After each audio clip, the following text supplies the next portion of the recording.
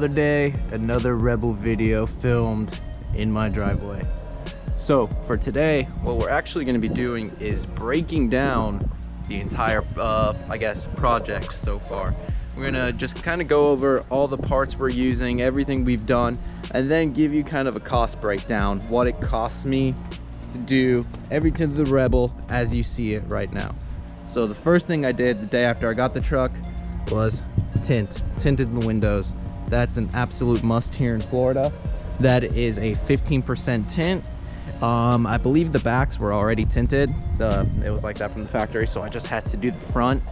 And for the front, with a lifetime warranty using 3M carbon film, I paid $150. So the second thing, nothing crazy, but this little antenna. You know, the stock one has like the big metal one. I went with the little, I guess it's like a carbon fiber looking one. That was only 20 bucks. Really cheap, but makes it a little bit more modern. We don't have that big ugly thing sticking up there. Next thing we'll talk about is the lighting. I switched out all the bulbs on this truck to LEDs. So under here, LED up there, LED back there. So all the interior LEDs, how much did I pay for all the interior LEDs? That was $30. And like I said, all the LEDs inside and the light in there, up there, dome light, that was $30. The LED in the reverse bulb and the LED on the plate lights. Yeah, you see them right there. And then those won't turn on, but right there as well. So those, I think that was about another $30. Some more lights. What we did up here was, you can see the Raptor grill lights. Those are just, you know, amber LEDs that I bought on eBay. So for those three right there, I paid $10. And then you can see down here, I have a 20-inch LED light bar behind the grill. That was $60. And then these two cube LED lights, those were $30. And both of those lights, I have them wired to a wiring harness. And then you see right here, just the two switches. Turn them on, then we can go check them out. There you go. With the next thing, I know it's daytime, maybe it's a little bit hard to see, but I did the diode dynamic HID conversion. These are the 6000K temperature HIDs. They are a plug and play. I have, you know, videos of doing the installation. If you go check out my other videos, you can see that. But there you go. That's another lighting upgrade I did right there. And I believe that kit was $250. I went ahead and switched out the stock bumper for a full steel off-road bumper. This bumper is built by ICI, and this is their Baja bumper. You see all these like plates on here, these are all removable, so you can have like a full kind of steel tube bumper if that's the look you were going for.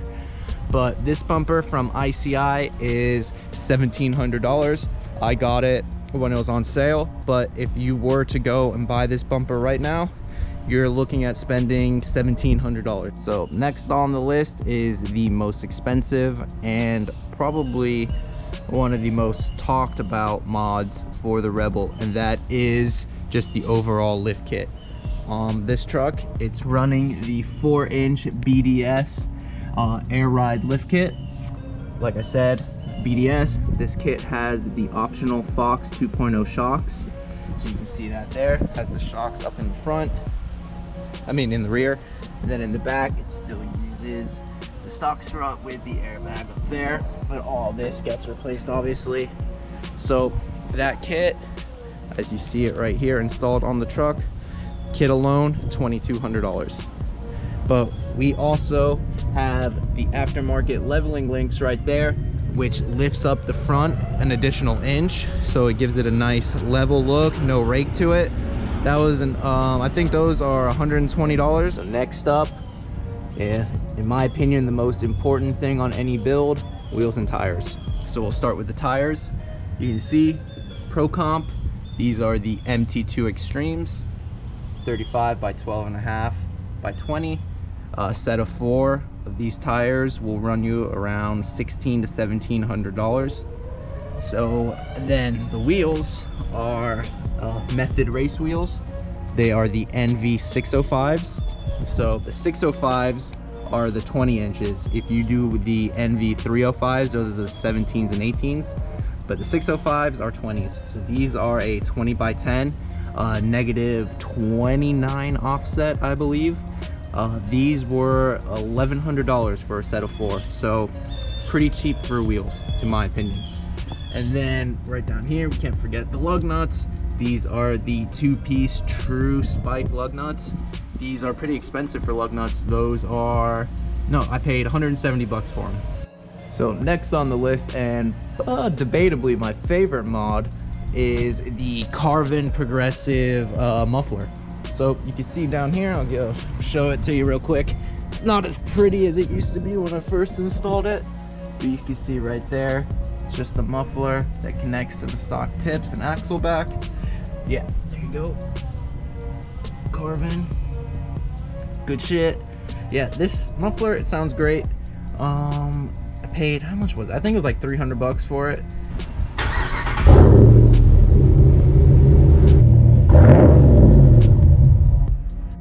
So another performance mod we did on the Rebel was just the K&N drop-in filter. You can see it's still, everything in here more or less looks stock.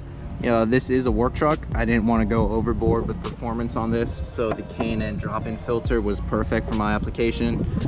Eventually, progressing with the project, we're gonna switch it out for a cold air intake. But for right now, K&N, it works great. It was $60. I don't have to change out the paper filter. This is a cleanable filter. Really easy to install. I have a video on that as well if you need help installing or just breaking that down a little bit more.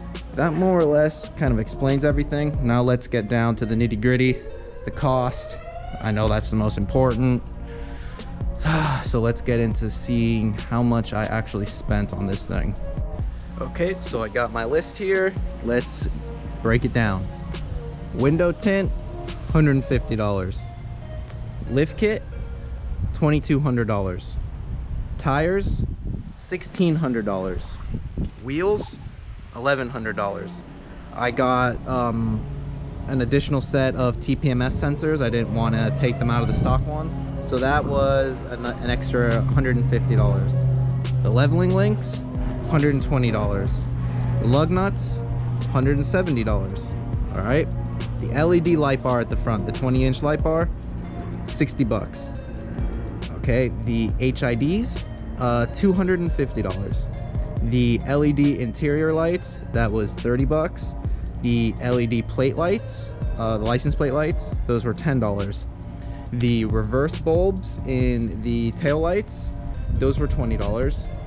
The little amber Raptor grill lights, 10 bucks.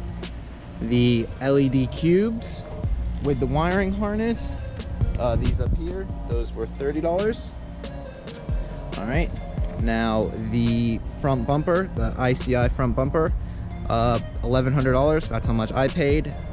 If you buy it when it's not on sale, $1,700. The K&N drop-in filter, 60 bucks. The Carvin, that was $300. This little antenna right here, an additional 20 bucks. So all in all, in parts, we're looking at, oh, actually, you know what? I'm gonna include these as well over here. See, I have the Core 4x4. These are the rear lower control arms. I'm gonna be installing those on the truck. I'll probably install them today. Those are $320. So I'm just gonna throw that into this as well because, you know, I have them. They're parts, they're just not installed yet. But for the sake of this video, let's just say they're installed. So all in all, just for parts, we're at $7,850. So another thing to take into consideration when you're building these trucks is labor cost. If you don't know how to do the work yourself, you're obviously gonna want to bring your truck to a good, reliable shop, and that's gonna play a huge factor in your build budget as well. good shops, they charge, you know, anywhere from $100 to $150 per labor hour. You know, that racks up quickly. The only thing, I mean, luckily for me, I'm a little bit mechanically inclined, so a lot of the stuff I did on here, I did myself. The only thing I didn't do was install the lift kit. I didn't even want to mess with that. I had to bring it to a shop to get that done. And I paid an additional $2,200 for install cost to get the lift kit installed. That included an alignment, but I mean, as you can see here, I've been having horrible alignment issues with this truck. This whole tire, it's already completely worn out. And then even on this side over here, it's bad. If you watch, I think it's the second video I ever uploaded about this truck, you'll see that when I did drop this off to get the lift kit installed, they ran into issues getting the truck aligned. And I truthfully don't think they ever really solved the issues, because as you can see here, completely bald. I had to even go ahead and buy a new tire, just sitting right here. So everything I'm saying, I'm not including any of the additional costs, because owning and driving these modified trucks costs you money as well, and that's case in point right there.